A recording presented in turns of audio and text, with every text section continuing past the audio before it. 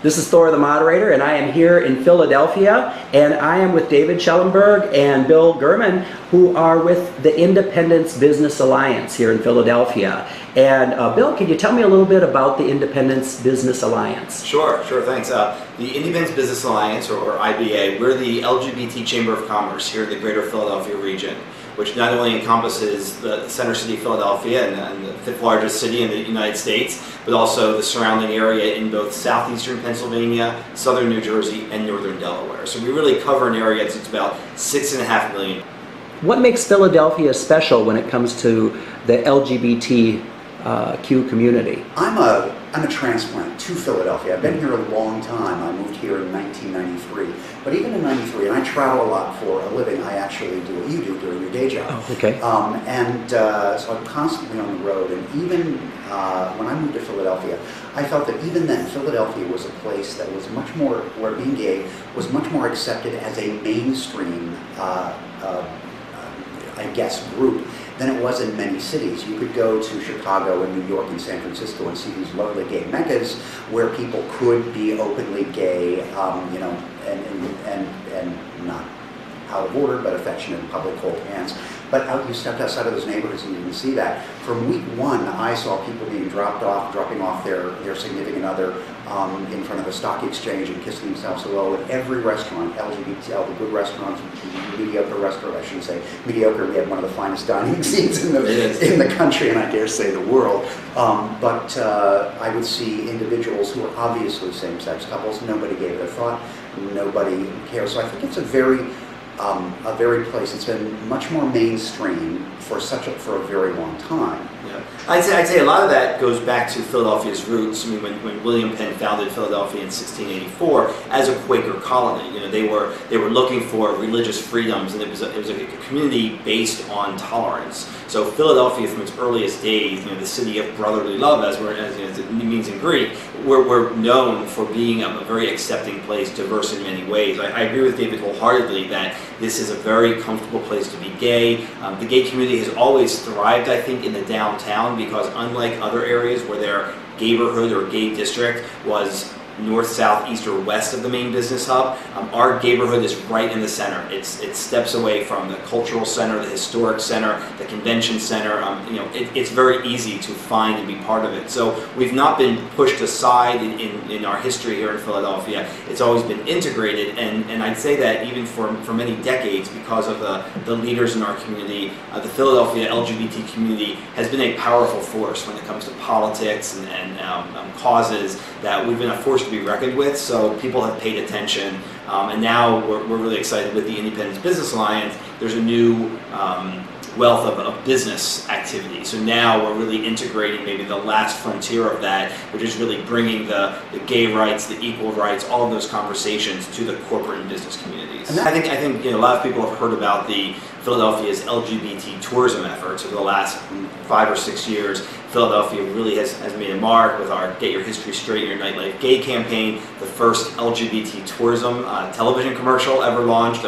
People around the world now recognize Philadelphia as an LGBT-friendly destination to visit, and we have seen that translate into people moving here, seeing Philadelphia as a great place to live, and again, open businesses. I know a number of gay couples who relocated from another place, came to Philadelphia not only to have a great life, but they opened a new business, which again strengthens our community.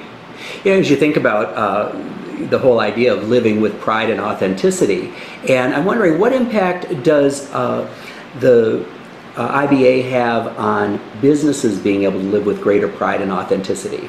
I think that it kind of going back to what David said about it's a really new opportunity for us to talk about the LGBT business movement. So even though the LGBT community has been out front and center in Philadelphia, but we haven't really been able to be be full of pride when it came to us as that professional life. And a great example of this is when Mayor Michael Nutter took office 4 years ago, and he reestablished a mayor's LGBT advisory committee, for which the IBA received a seat on. For the first time ever, any type of mayoral LGBT committee had an economic development committee.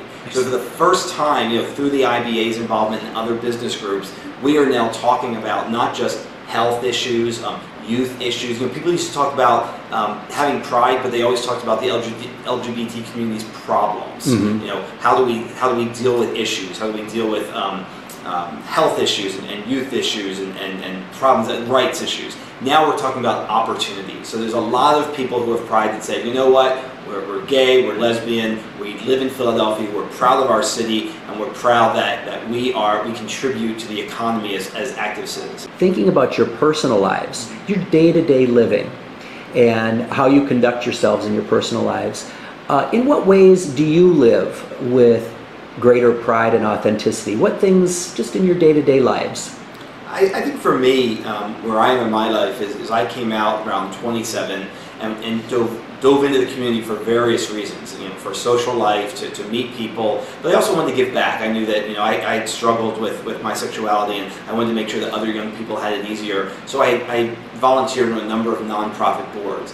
What I'm excited about now is that in this stage of my life is I don't feel that I need to put that out there first, and that I am involved in the LGBT community with the Independence Business Alliance and other things. But in my day-to-day life, I work with economic development organizations. I work with the City of Philadelphia. I work in my business world, and I'm very proud to include, when appropriate, in the conversation that I'm gay. That I work with the Gay and Lesbian Chamber of Commerce. That I have a partner. That my partner and I went around that weekend. And so there's the authenticity part of it is that I am truly being myself, and I don't feel that I need to carry around that label, and that it's not a weight on my back, and it's not something I need to carry around very carefully how I talk about it. I can talk about it just as I can say how tall I am, where I went this weekend, whatever the facts are, it's just there, and it's not a big deal. And I think that again that ties into Philadelphia as a community. I'm not afraid to talk about and be proud of who I am without making a stink about it. And actually, Bill, you've hit that exactly on the head for me.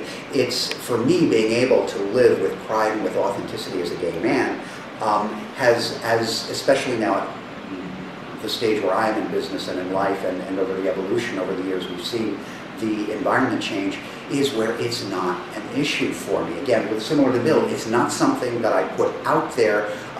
There was a time when I did, because not enough people were, and I felt that people needed to get to know about it. I also don't hide it, nor do I worry about what people are going to think or what people are going to say, or are the clients going to like me. I do a good job. They're lucky to get me. If they don't want to hire me because I'm gay, I don't care. I'll go for the competitor and go run them into the ground.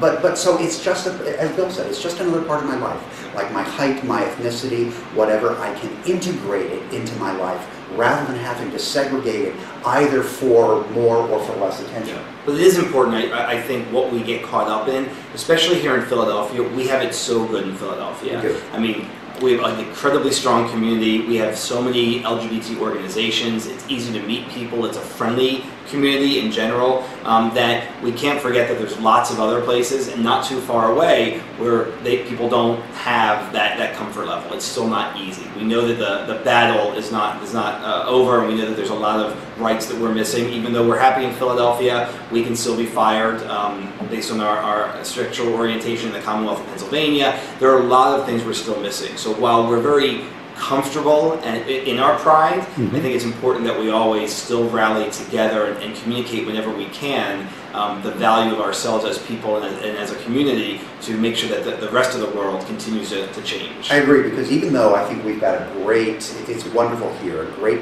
city to be gay in, if that's not a silly thing to say, but also we have to remember that we can't become complacent, because there are a lot of places where it's not a great place to be gay, and people aren't recognized as they should be. That's another reason why, I know we're talking about social, but bring it back to the business, that excites me very much, because I know it's not everyone, but there are a subset of the population who rallies against rights and inclusion for LGBT people, who tend, or who probably will have less resistance if they see us as more rounded individuals in the business community, that we may pay their son's salary, we may have helped somebody, their grandkid go through college or something like that.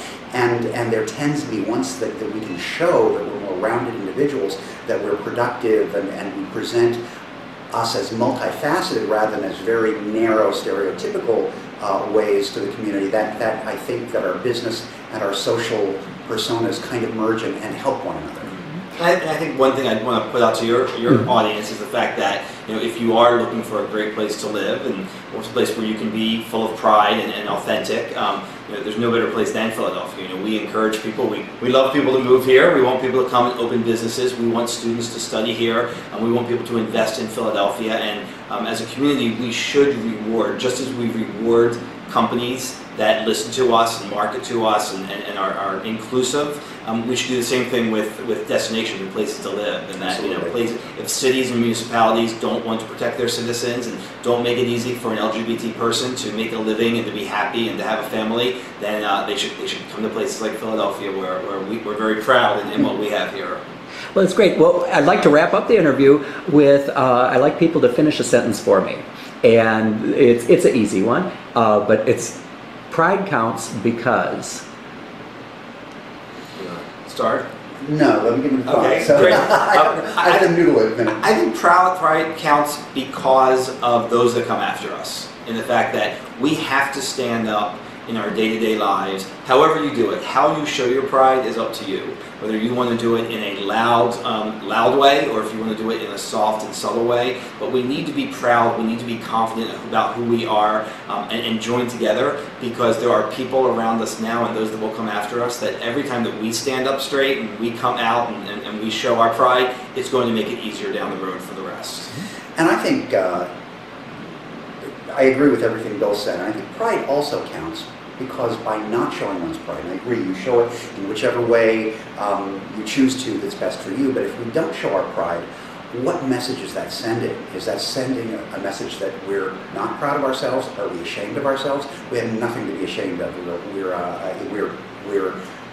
I'm not ashamed of having an English and a German heritage. I'm not ashamed of having brown hair. Why in the world should I be ashamed of being gay? And if you show your willingness to accept that and your pride in that, we talk about pride in our heritages, and I agree with Bill. By showing that, we show that that we embrace who we are, even if not everyone else does. And especially, I think Bill's right, it's for those who come after us, it'll be easier. Just like we have it easier because of those who came before us. Well, that's wonderful. I want to thank you both very much for participating in the interview. Anything you'd like to add before we close? No, we're thrilled to have you in Philadelphia. I hope you have some time to enjoy yourself and take advantage of our great city. Absolutely, and do dine around. We have some of the most amazing restaurants in the country. All right, great. Thank you very much. Thank you.